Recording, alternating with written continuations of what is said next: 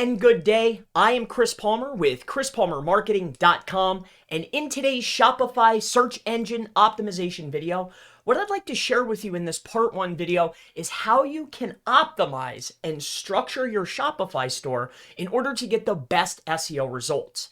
Now, I know that I'm generally on this channel helping out users with local SEO, Google Maps, and local businesses. However, a lot of the local businesses that I work with, whether it's they sell clothing, they might have rugs, they might have carpets. I've worked with a lot of businesses utilizing and deploying Shopify and having great success. So what I want to give you is the foundational elements to set your Shopify store up for success. And let's talk about collections and product pages. All right. So one of the very first things that I'm going to see a lot of the times is when you have your business. All right. So a lot of times you'll have your website, okay, .com. All right. And I know that Shopify puts you at a slight disadvantage because they force you to have something called collections. All right. Now, generally, if we're doing SEO, we don't want to have a top level page that's not going to be optimized towards the SERP. Generally, you want to have your URL read how people are searching. But with Shopify, they put us at a slight disadvantage with our URL, but we can go from there and put ourselves in the best optimization predicament as possible. So what I generally will see is people will start doing this. Let's say that we're talking about an apparel company. Let's say they sell shirts, they sell clothes, they sell it for men's, they sell it for women, they sell it for children. They even have stuff for the dog, right? But what I will generally see is people will put John's shirts, okay? So this will be the John shirt collection. The name of the store is John's, and they'll utilize a non-highly searched term inside of the top level category page or the collection page. And then what they'll end up doing is they'll do something like this. They'll have their website, okay, .com. They'll do their collections. All right. They'll have John's shirts. And then what they'll do, and this is what I see so often, is they'll go ahead and they'll start doing this. Here, let me just take a good look at this. So then they'll have this. All right. It'll look like this. Products. And then it'll be John's tea, right? Now, this is what I want to put you on track with, all right? This is the first thing that I want to point out for you. When you're structuring out your top-level collection pages, when you're making your collection pages, you need to ensure that the name of the collection, because it's going to be listed on your store, you need to make sure that the name of the collection is a high search volume key term. So if you were doing it the right way, what we would want to make sure of is that we have our website.com, okay?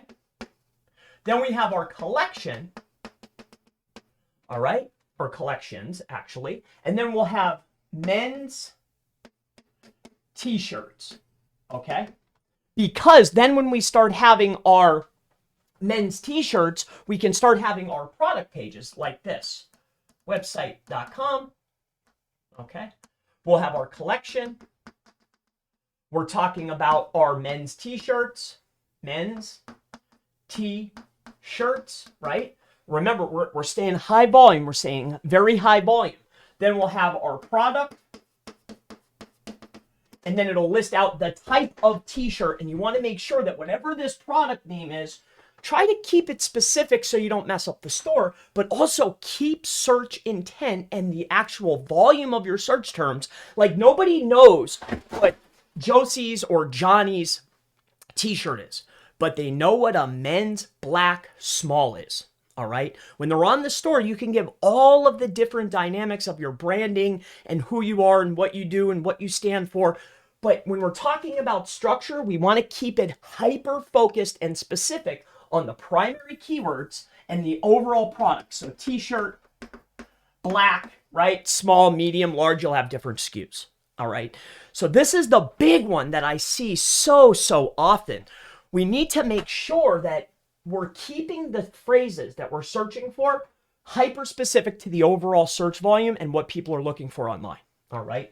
Now let's talk about one more tip here. All right. Now, here's what I see a lot of the times when we're talking about homepages for brands that when we're looking at the homepage, even though you're a store and even though you have lots and lots of products, I implore you to not have your main page such as this. You'll have your, let's say it's men's shirts, women's shirts, dog shirts, and kids shirts. Let's just say you're a shirt store. But then on the page right here, this will be a keyword, okay, in your H1 instead of the actual brand name. So what ends up happening is the store starts ranking their homepage for their products, for their services, whatever you're doing, instead of having the homepage be branded and then have the rest of the store being geared towards the products that you're providing. You need to make sure that your homepage, all right, is going to be hyper specific to your brand. All right, so we want to get rid of this. All right, and the homepage is brand. So the title and the H1 on the page is going to be brand related. Then down at the bottom, when you have your other H2s, okay, these are heading 2s on the page, we could talk about some of our collections where you'll have a box that will have your collections listed in it, and then we'll get to it. But the main optimization of the page is the title. The H1 on the home page is about your brand. You have your main navigation, and then you have your footer navigation in order to get them to the main collection pages. And then on those collection pages, you can get them to their individual products. This homepage is to direct traffic to the collections. Do not optimize your homepage around the primary keyword because you're taking away from the internal pages. Now, I hope that this helps. This is just a part 1.